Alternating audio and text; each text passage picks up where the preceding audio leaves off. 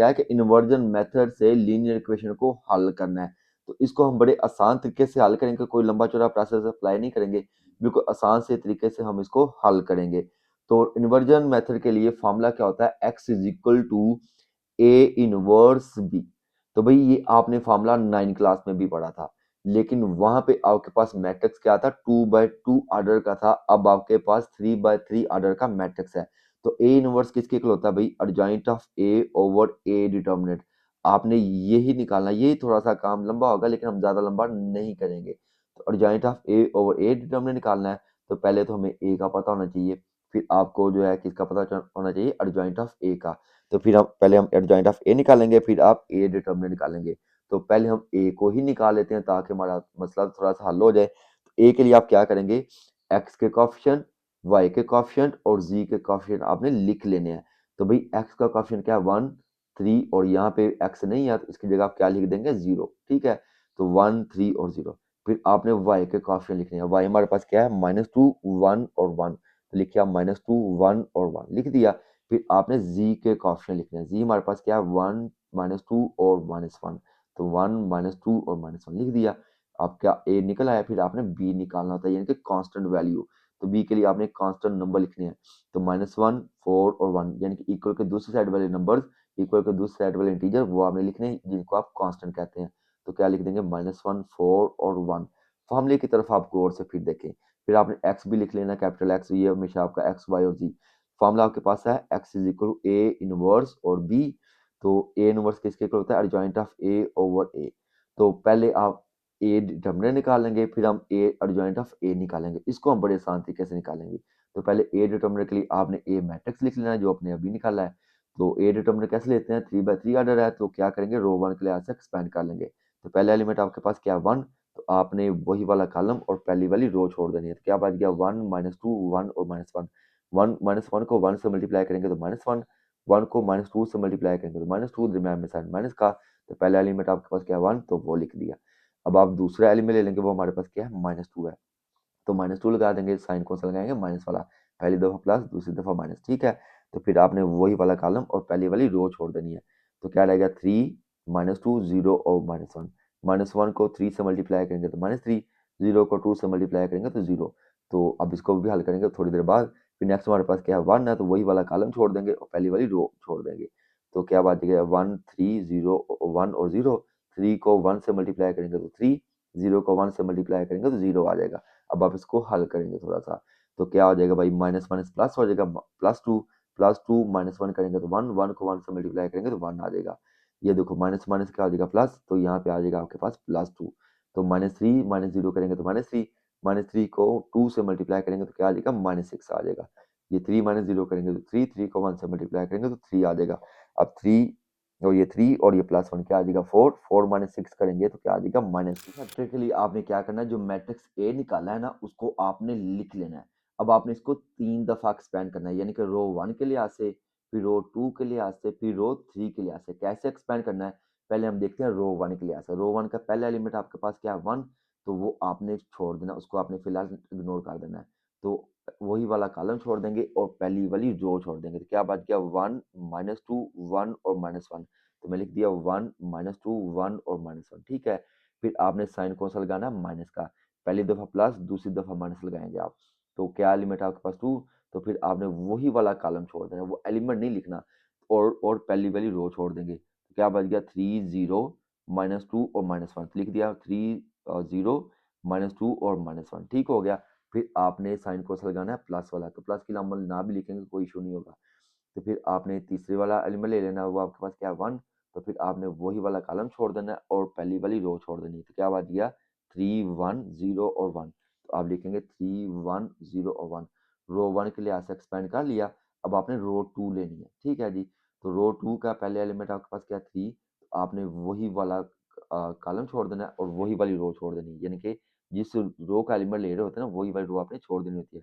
तो आपको आप किसको छोड़ देंगे, 1 और 2 को छोड़ देंगे। तो क्या बचेगा, -2 और 1, 1 और -1। ठीक है, तो आप लिखेंगे -2 और 1, 1 और -1। फिर यहाँ पे गौर से देखें, पहली दफा प्लस, दूसरी दफा माइनस, तीसरी दफा प्लस, चौथी दफा माइनस, यानी कि प्लस माइनस करते जाएंगे। तो मैंने यहाँ पे लामत कौन सी लगाई है, माइनस की। क्यों लगाई है, पहली दफ़ा प्लस, दूसरी दफ़ा माइनस, फिर प्लस, फिर माइनस। कैसे आता है हम आगे चल के बताते हैं। वैसे मैंने जो शुरू में एक लेक्चर आपको दिया था ना, उसमें मैंने आपको डिटेल से समझाया है कि क्यों माइनस की आती है।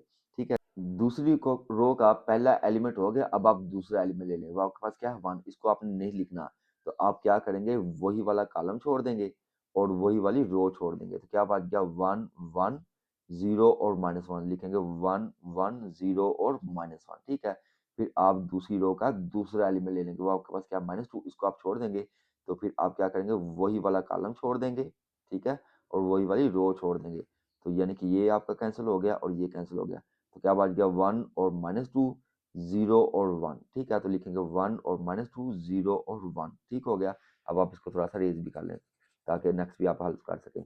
अब आपने तीसरी रो के लिहाज से एक्सपेंड करना है, तो आपने फिर वही देख लें, प्लस माइनस प्लस। ठीक है, फिर माइनस, फिर प्लस और ये माइनस लगा देंगे। ओके हो गया। अब कौन सा अगला साइन कौन सा आएगा, प्लस वाला। अब आप तीसरी रो को एक्सपेंड करेंगे, उसका पहले एलिमेंट है आपके पास क्या, 0, उसको आप छोड़ देंगे। तो क्या करेंगे, यही वाला कॉलम छोड़ देंगे और वही वाली रो छोड़ देंगे। तो क्या आ जाएगा, -2 1 और 1 और -2। तो लिखेंगे -2 1 1 और -2। ठीक हो गया। अब आपने दूसरा एलिमेंट लेना है तीसरी रो का, तो वही वाला आप कॉलम छोड़ देंगे और वही वाली रो छोड़ देंगे। तो क्या आ जाएगा, 1 3 1 और -2। लिखेंगे 1 3 1 और -2। ठीक हो गया।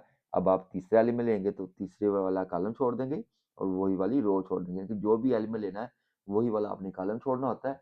ठीक है, वही वाला कॉलम छोड़ना होता है और वही वाली रो। तीसरा एलिमेंट आपके पास -1 था, तो आपने वही वाला कॉलम छोड़ दिया, वही वाली रो छोड़ दी। क्या बच गया, 1 -2 3 और 1। तो आप लिखेंगे 1 -2 3 और 1। अलामत कौन सी वाली, प्लस वाली। Plus minus plus, minus plus minus plus minus plus, यानी कि एक दफ़ा प्लस दूसरी दफ़ा माइनस लगाएंगे। अब आपने क्या करना है, सिंपली इसको एक्सपेंड कर देना है डायगोनल एंट्रीज के लिहाज से। तो पहले आप डायगोनल एंट्रीज को मल्टीप्लाई कराएंगे। -1 को 1 से मल्टीप्लाई करेंगे तो क्या आ जाएगा, -1। 1 को 2 से मल्टीप्लाई करेंगे तो क्या आ जाएगा, -2, दरमियान में साइन माइनस का आ जाएगा। अब -1 को 3 से मल्टीप्लाई करेंगे तो -3। 0 को -2 से मल्टीप्लाई करेंगे तो क्या आ जाएगा, 0। और ये साथ में साइन माइनस का जो हम पहले लगाया हुआ है, इधर अलामत कौन सी वाली है, प्लस वाली। ठीक है, तो प्लस की ना भी लगाएंगे तो कोई इशू नहीं होगा।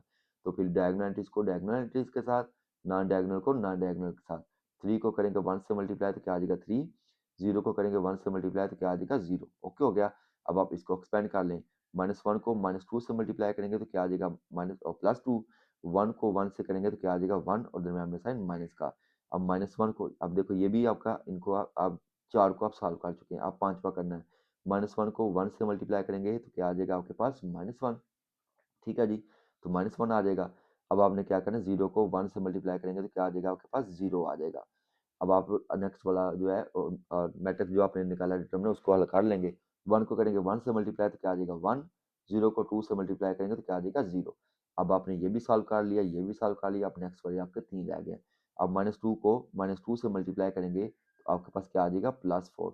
1 को 1 से मल्टीप्लाई करेंगे तो क्या आ जाएगा, 1।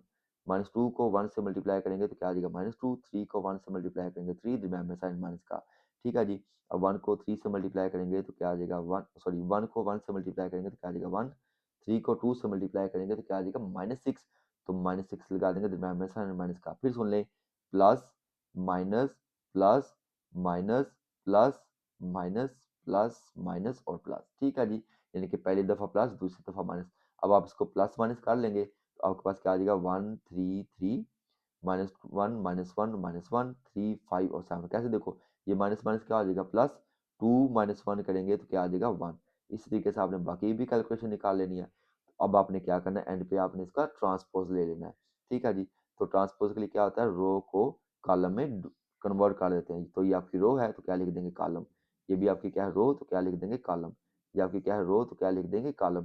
और जॉइंट ले लिया। अब आपने क्या करना है, सिंपली फार्मूले में वैल्यू पुट, हमने फार्मूले में वैल्यू पुट करनी है। फार्मूला क्या था हमारे पास, ए इनवर्स बी।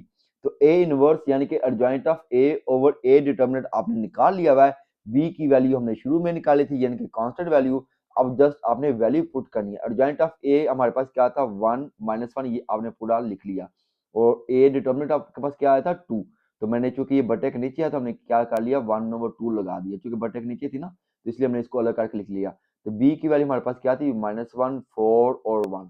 अब आपने क्या करना है, इन दोनों मैट्रिक्स को मल्टीप्लाई कर लेना है, जो वैल्यू आएगी उसको 2 के साथ डिवाइड कर देंगे। तो मल्टीप्लाई करना आपको आता ही है, तो रो को कॉलम के साथ मल्टीप्लाई करना है। 1 करेगा -1 से मल्टीप्लाई तो क्या आ जाएगा -1, -1 4 से मल्टीप्लाई करेगा तो क्या आ जाएगा -4, 3 जो है वो 1 से मल्टीप्लाई करेगा तो क्या आ जाएगा 3। ओके हो गया, पहली रो ने मल्टीप्लाई कर लिया कॉलम के साथ, अब दूसरी रो ने कॉलम के साथ मल्टीप्लाई करना है पहले कॉलम के साथ, ठीक है।